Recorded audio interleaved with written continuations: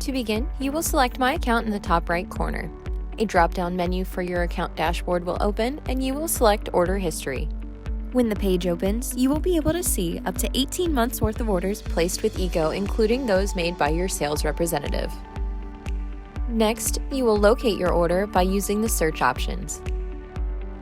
If you know the date but not the order number, adjust to the time frame in which the order was placed and click Search.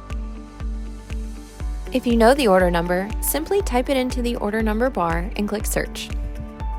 Once the order is located, you can view the order, request an invoice, and request proof of delivery.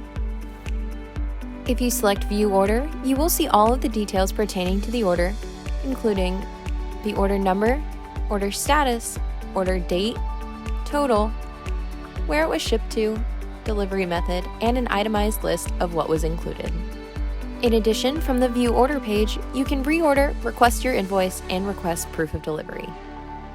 When you request an invoice, there will be a pop-up window stating that your invoice has been sent to the email associated with your ShopEECO account. If you do not receive your invoice by email, contact customer service.